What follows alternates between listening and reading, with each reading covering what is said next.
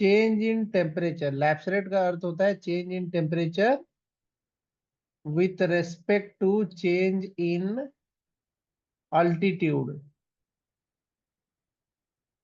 या एलिवेशन बोलो या हाइट बोलो, ठीक है, कुछ भी बोल लो, ठीक है। ये उसका फॉर्मूला है। अब ये फॉर्मूले में हम इसको रिप्रेजेंट करते हैं D T upon D Z, जिसमें हम क्या लिखते हैं, T2 minus T1 upon Z2 minus Z1। Correct,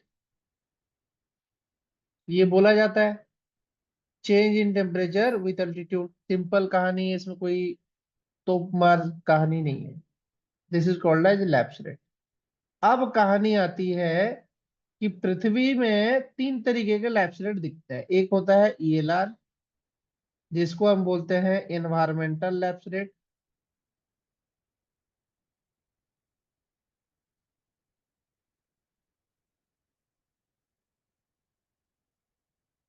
दूसरी होती है ड्राई एडियाबेटिक लैप्स रेट, जो सिर्फ ड्राई एयर में लगता है, जिसमें मॉइस्चर कंटेंट नहीं होता है, एडियाबेटिक लैप्स रेट। और तीसरा होता है SALR, saturated adiabatic lapse rate.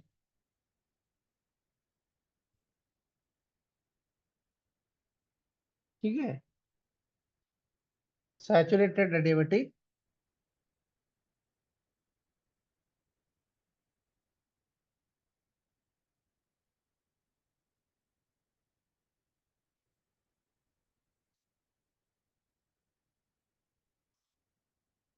कहानी इतना ही है। ठीक है, अब क्या कहानी आता है, देखो इसके पीछे की कहानी क्या है वो समझ, कनेक्ट करना जरूरी है डॉट्स को।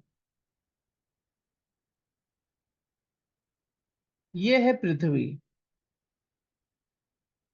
Surface of earth.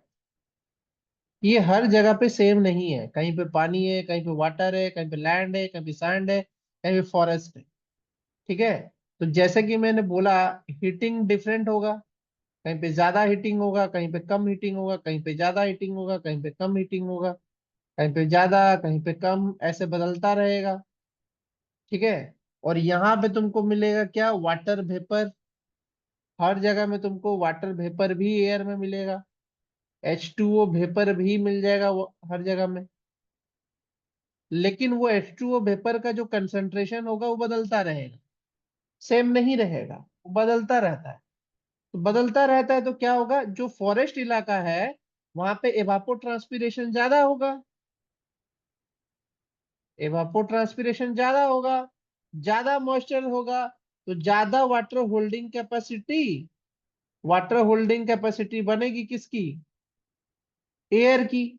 और एयर की ज्यादा वाटर होल्डिंग कैपेसिटी बनेगी तो ज्यादा हीट ट्रैप होगा,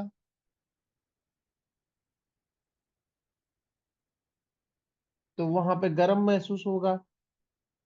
वहीं पे तुमको स्नो पढ़ाया था, स्नो, स्नो का एल्बेडो ज्यादा होता है,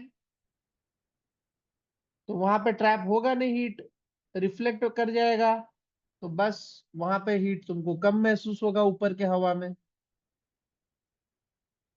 ठीक है, तो इसके वजह से क्या हो रहा है कि इन्वायरमेंटल लैप्स रेट जो है वो चेंजिंग नेचर का होता है, सेम नहीं होता है, वो चेंज हो रहा होता है कंटिन्यूअसली, दैट ऑलवेज चेंजेस।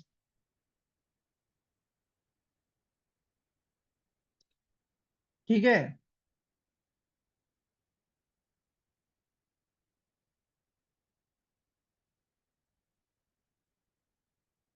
समझ में आया? तो ये होता है। उसके बाद आता है ड्राई एडियाबेटिक लैप्स रेट, ऐसा हवा जिसमें no vapour, dry air having no moisture.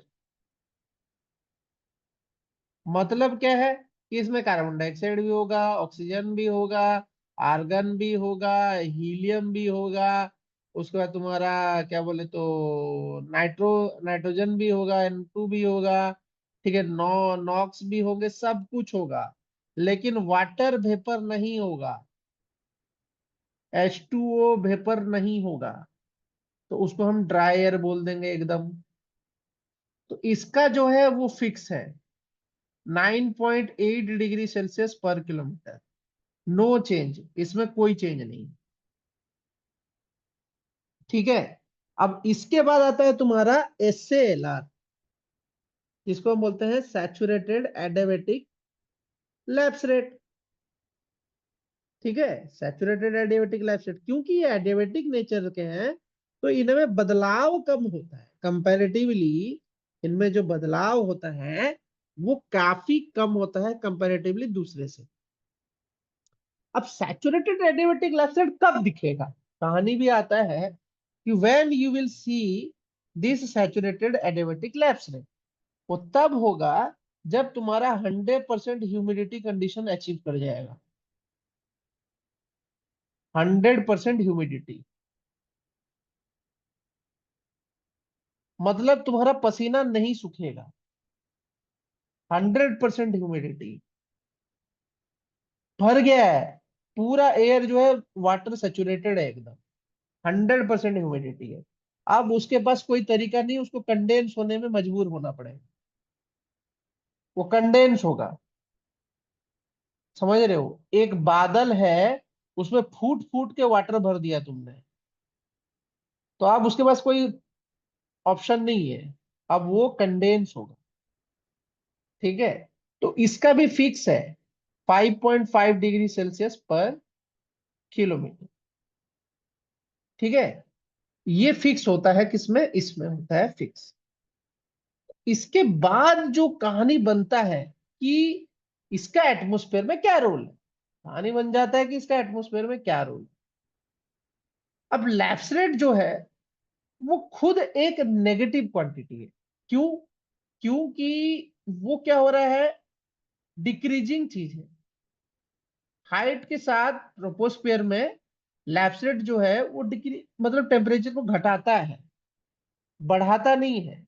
ऊंचाई में जाओगे तो ठंडक महसूस होगा, गर्मी महसूस नहीं होगा, डिक्रीजिंग है।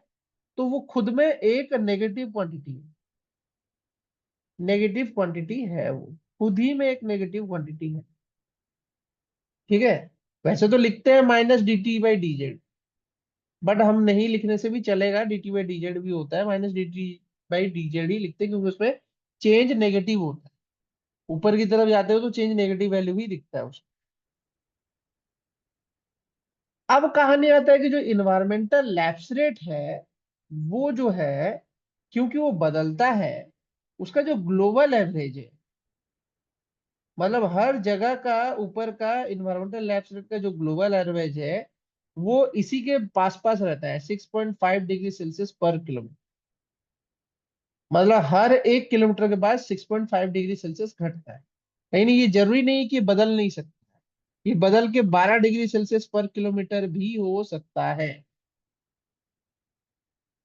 ठीक है, जबकि DALR और SALR में ऐसा कोई चेंजेस नहीं है। ओके, ये जी समझ में आ गया। अब कहानी यहां से शुरू होती है स्टेबिलिटी, जिसपे तुम्हारा फ्लूम बिहेवियर भी काम करता है। स्टेबिलिटी की कहानी शुरू होती है कि ये लैप्स रेट का एक्चुअल यूज होता क्या। एटमोस्फेयर दो तरीके के होते हैं, एक होता है स्टेबल एटमोस्फेयर और एक होता है अनस्टेबल एटमोस्फेयर। नहीं, एक होता है स्टेबल, एक होता है अनस्टेबल। ठीक है, दो तरीके के एटमोस्फेयर है। ठीक है, जमीन का टेम्परेचर अगर मैं मान के चलूं 40 डिग्री सेल्सियस है, दोनों के केस में।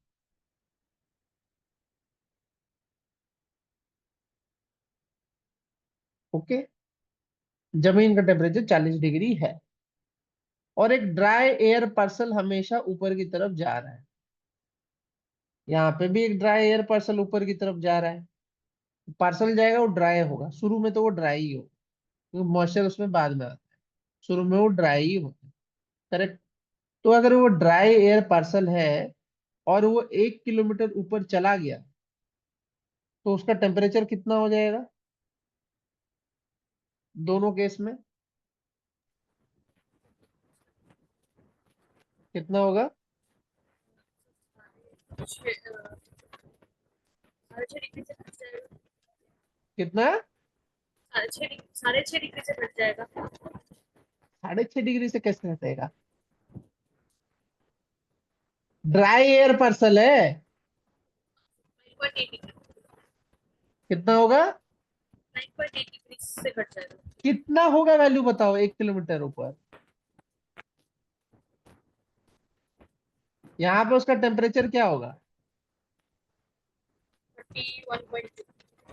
थर्टी 30.2। One 31.2 degree Celsius. और इसका टेम्परेचर भी 31.2 डिग्री सेल्सियस होगा, क्योंकि वो तो ड्राई एयर है, उसको तो कोई फर्क नहीं पड़ रहा, उसका फिक्स्ड वैल्यू है। ठीक है। ये जो ऊपर जा रहा है दिस इज 30.2। Dry air. क्या? 30.2। क्या? थर्टी हाँ, पॉइंट टू 30.2 होगा। 9.8। हम्म। 9.8। तो 30.2 होगा। तो 30.2, यहाँ पे भी 30.2। ठीक है। ये उसका टेम्परेचर। इतना क्लैरिटी है। अब बात करते हैं unstable atmosphere. Unstable atmosphere, stable atmosphere में एनवायरमेंटल लैप्स रेट कैसा होगा, वो बदलता है। क्यों बदलता है, उसका कहानी है। देख, अब पर्यावरण की बात करते हैं। ये है तुम्हारा पर्यावरण, एनवायरमेंट। ये तुम्हारा आसपास में एनवायरमेंट है। अगर एनवायरमेंटल लैप्स रेट को 6.5 डिग्री सेल्सियस पर किलोमीटर कंसिडर किया जाए, तो ऊपर में उसका टेम्परेचर कितना हो जाएगा इस हाइट पे?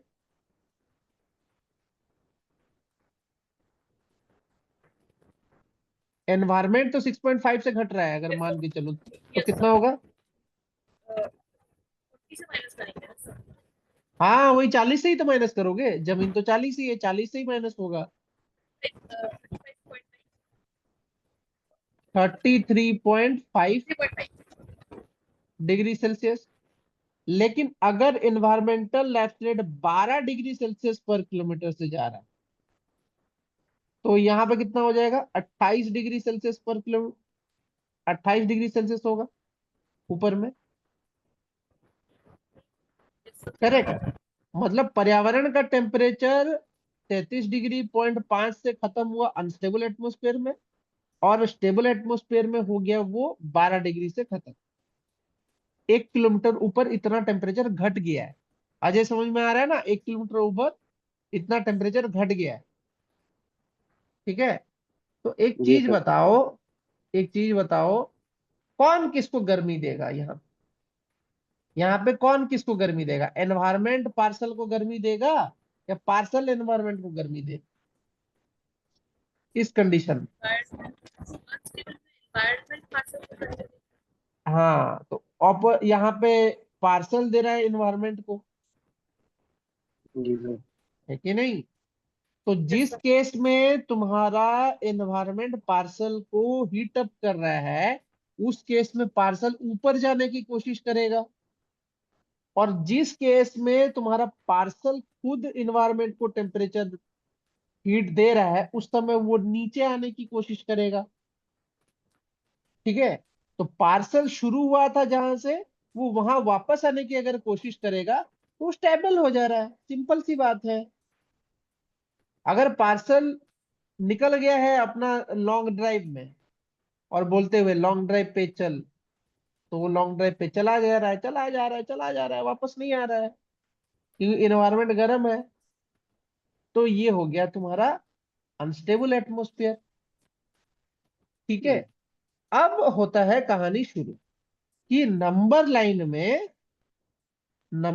में क्या होता है? -6.5 डिग्री सेल्सियस अगर हम बात करें, अगर हम नंबर लाइन के ले ले -6.5 डिग्री सेल्सियस को अगर बीच में रखें और यहाँ पे -9.8 डिग्री सेल्सियस लिखे हैं और यहाँ पे -12.12 डिग्री सेल्सियस पर किलोमीटर ऐसे लिख के रखें। ठीक है, अगर ऐसा कंडीशन हम बनाए, ठीक है, ऐसा कंडीशन बनाए तो इस केस में क्या होगा? पहले केस में जो ELR है वो DALR से क्या हो रहा है? ज्यादा हो रहा है। दूसरे केस में क्या हो रहा है? ELR में DALR ELR से ज्यादा हो रहा है। तो ये कंडीशन हो गया तुम्हारा अनस्टेबल कंडीशन और ये हो गया तुम्हारा स्टेबल कंडीशन। इतना सही।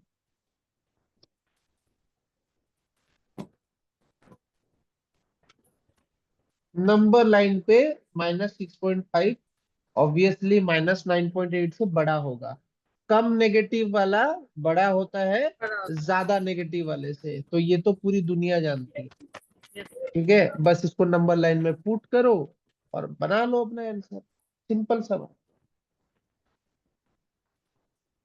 ये टेक्निक मैंने खुद इजाद किया है, इसको किसी ने इजाद नहीं। ये मैंने खुद ही अपने रिसर्च से इसको इजाद, और ये 100% फीट भी बैठ। ठीक है, इसी को बोलते हैं प्रो लेवल का स्टडी।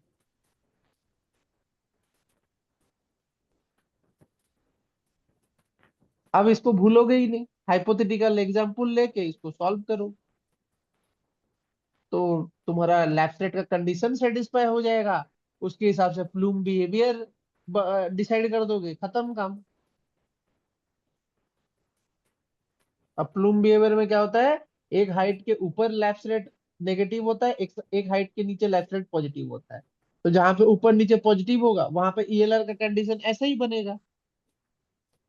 तुमको बस समझना है कि अनस्टेबल कहाँ पे, स्टेबल कहाँ पे। तो अनस्टेबल स्टेबल का यही कंडीशन लागू। DALR ELR से बड़ा तो तुम्हारा स्टेबल, और ELR DLR से बड़ा तो अनस्टेबल। बस इतना ही कंसेप्ट। और लैब्स में कोई कंसेप्ट, कंसेप्ट नाम का और सर कोई कहानी नहीं है। हाँ बोलो। Excuse me sir. सर अगर SLR लें, अगर ELR भी है। SCLR SCLR का वैल्यू फिक्स ही है 5.5। ठीक है। इसका कोई मतलब ही नहीं, उसको लो ना लो। वो 100% ह्यूमिडिटी के बाद बनता है, तो क्लाउड वाला काम है वो सब, उनका यहाँ पे कोई रोल ही नहीं है एटमोस्फेयर के अंदर। एक्चुअल में क्लाउड से ऊपर का काम है उसका।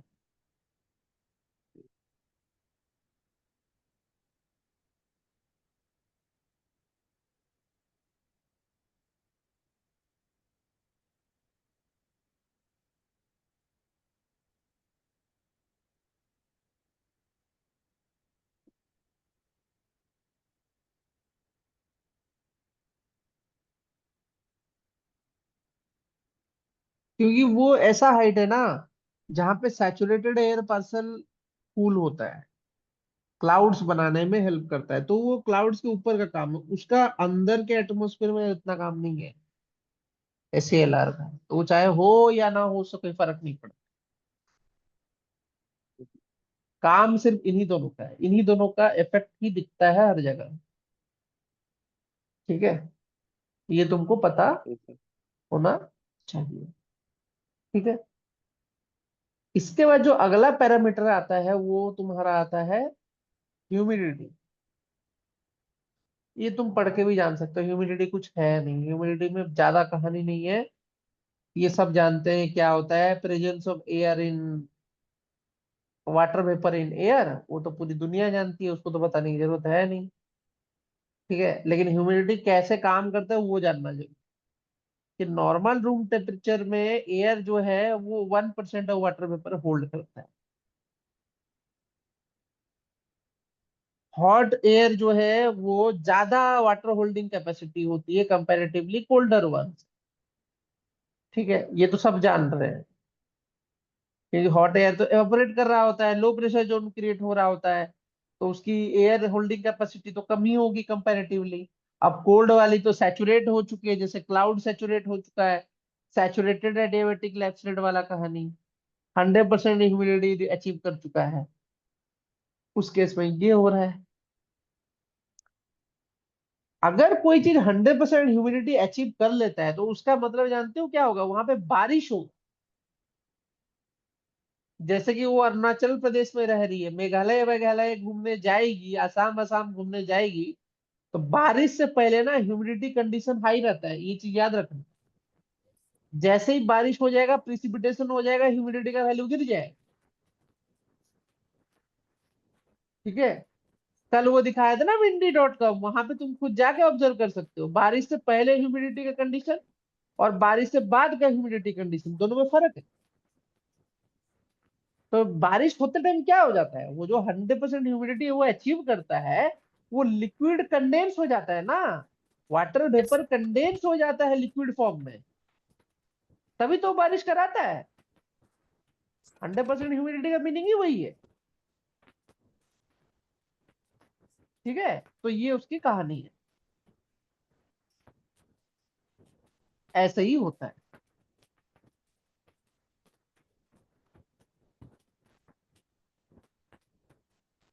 फिर आता है हम कैसे इसको क्वांटिफाई करें।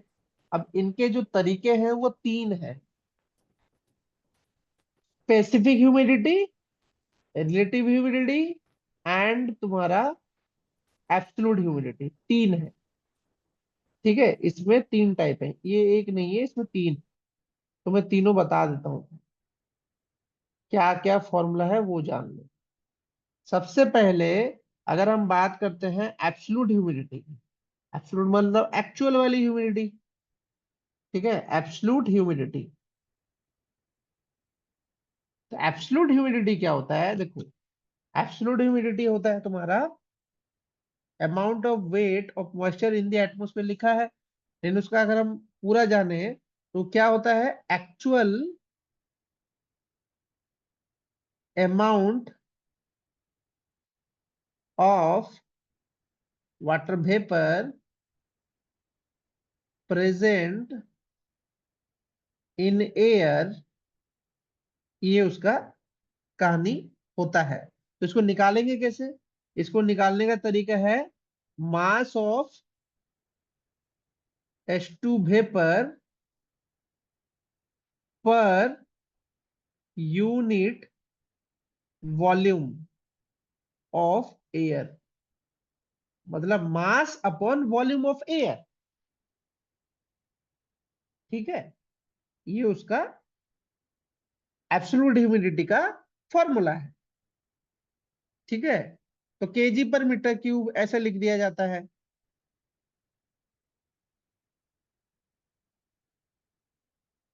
ठीक है, तो ये इसकी कहानी है। अब इसके बाद एक और ह्यूमिडिटी होता है जिसको हम बोलते हैं स्पेसिफिक ह्यूमिडिटी। ठीक है, जो ये स्पेसिफिक ह्यूमिडिटी होता है, ये क्या होता है, mass of water vapour to total mass of moist air, सिर्फ मॉइस्ट एयर की बात करते हैं।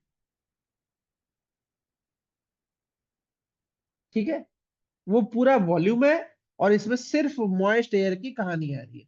तो स्पेसिफिक ह्यूमिडिटी क्या होता है, टेक्निकली एक डायमेंशन लेस क्वांटिटी, इसका कोई डायमेंशन नहीं है, मास अपॉन मास।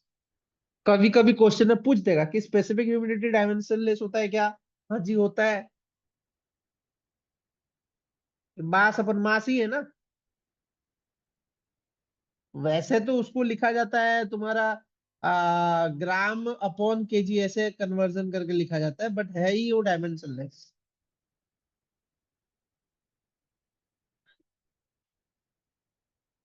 तो जो स्पेसिफिक ह्यूमिडिटी है उसकी एक क्वालिटी है, क्या है, कि वो तुम्हारा टेम्परेचर और प्रेशर इंडिपेंडेंट होता है, टेम्परेचर और प्रेशर से वैरी नहीं करता है। स्पेसिफिक ह्यूमिडिटी टेम्परेचर और प्रेशर का उसका कोई रोल नहीं है। टेम्परेचर प्रेशर स्पेसिफिक ह्यूमिडिटी को चेंज नहीं कर सकता है। वो एक पर्टिकुलर एयर का खुद का प्रॉपर्टी है, उसको चेंज नहीं किया जा सकता।